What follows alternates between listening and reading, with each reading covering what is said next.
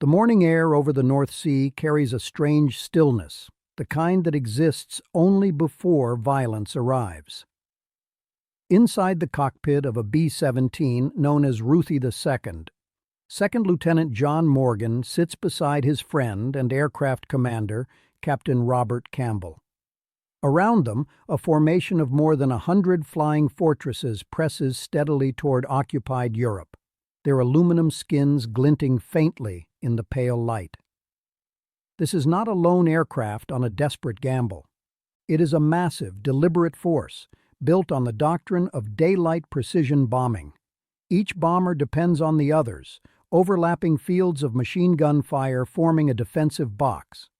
Safety, such as it exists in the sky, comes from staying together. Then Morgan sees them. High ahead, dark specks multiply and grow, resolving into fast-moving shapes. German fighters, dozens of them, then more. The sky seems to fill with enemies. Bandits, 12 o'clock high. The warning echoes through the intercom, and the calm inside Ruthie II shatters. Engineer Staff Sergeant Tyre Weaver hauls himself into the top turret, muscle memory taking over as he grips the controls of his guns.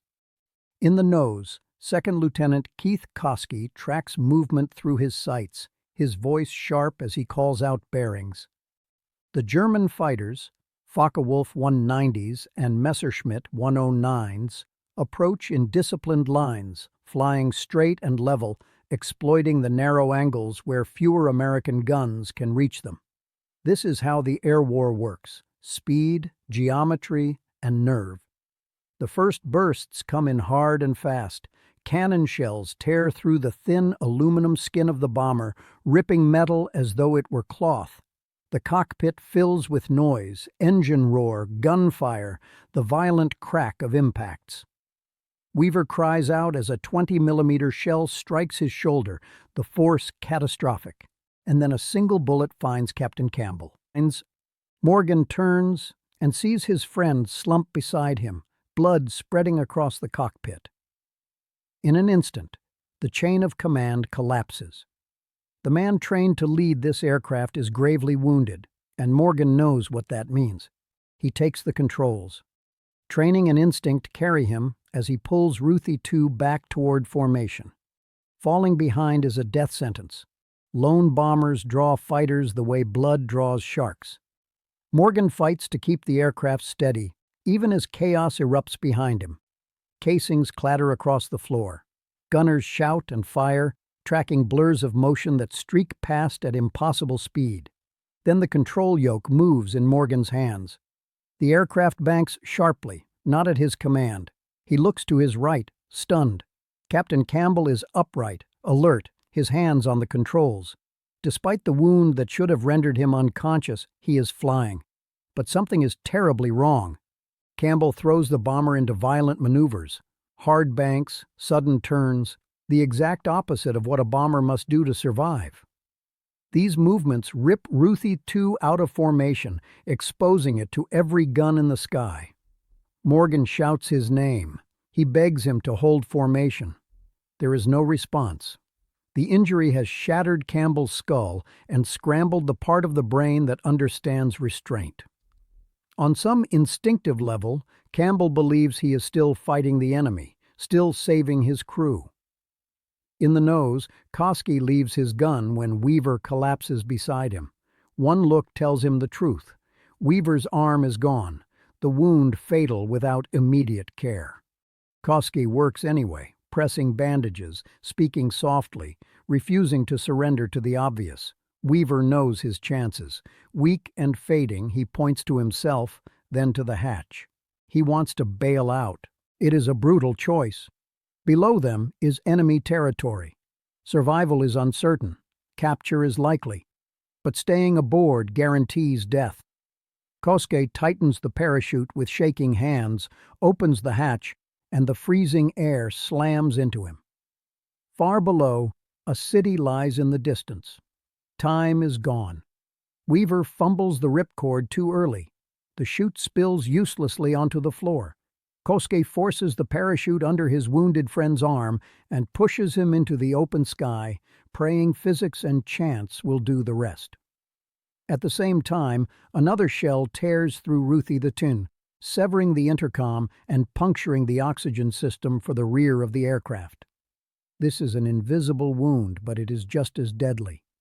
At altitude, without oxygen, the human brain fades quietly. Judgment slows. Vision tunnels. Consciousness slips away. One by one, the gunners behind the bomb bay begin to collapse, still gripping their weapons as darkness takes them. In the cockpit, the danger is immediate and violent. Morgan reaches for Campbell, trying to pull him away from the controls. Campbell resists with shocking strength. He swings his fists, striking Morgan again and again, blows driven by confusion and a fierce, misplaced sense of duty. Morgan absorbs the punishment, blood in his mouth, a tooth shattered loose. He understands the terrible equation forming in front of him. To save the crew, he must stop Campbell, but stopping him could kill him. For a moment, Morgan's hand grips Campbell's oxygen mask. He knows what would happen if he tears it away. The fight would end. The plane would stabilize. The crew might live. He cannot do it. The decision is taken from him as Campbell continues his assault. Exhaustion and blood loss finally weaken the wounded pilot, and Morgan manages to pin him, forcing the aircraft back into level flight. Ruthie II slides once more into formation, battered but flying. Ahead, black bursts bloom in the sky. Flak. Anti-aircraft fire pounds the formation as the bombers push toward their target. Shrapnel hammers the fuselage, the aircraft shuddering with each near miss. Even now, with fighters circling and the crew half incapacitated, the mission continues. This is the doctrine: press on. More German fighters appear, charging through their own flak to attack. Bullets rip into a fuel tank near the engines, fuel streaming dangerously close to fire. Morgan calls out the threat, unaware no one can hear him. Yet the bombardier is already at work. Without guidance from the cockpit, he relies on experience and instinct, watching the ground far below through his sight. The bombs fall. The aircraft leaps upward as the weight drops away. Against every reasonable expectation, the objective is achieved. The formation turns for home. But Ruthie II is nearly defenseless now. With the rear gunners unconscious, enemy fighters rake the bomber from behind without fear of return fire. Only when their ammunition runs dry do they finally break away. Slowly, impossibly, the gray expanse of the English Channel comes into view. The sight brings a surge of hope that feels almost unreal. Kosuke, still shaken, climbs toward the cockpit.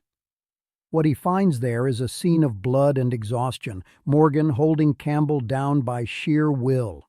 Together they work to remove Campbell from the pilot's seat, a process that takes agonizing minutes as the wounded man resists even now. Morgan descends, bringing the aircraft into thicker air. Oxygen is no longer needed, and in the rear of the bomber, something extraordinary happens. One by one, the unconscious men begin to stir. Despite nearly 2 hours without oxygen, they live. Ruthie II touches down in England after a mission that feels less like a flight and more like survival stretched to its absolute limit. Morgan has brought his crew home. Captain Campbell dies shortly after landing, his body unable to recover from the trauma that drove him to fight the very man trying to save him. Tyre Weaver survives his fall, receives medical care, and spends the rest of the war as a prisoner, living long after the guns fall silent. For his actions, his restraint, his endurance, and his refusal to abandon anyone, John Morgan is awarded the Medal of Honor. But the true weight of that day is not found in medals or citations. It lives in the narrow space between duty and compassion, where a young pilot chose again and again to save lives even when the cost was almost unbearable. In the thin air over the North Sea, Ruthie II becomes more than a bomber. It becomes a testament to how far human resolve can be stretched, and still hold.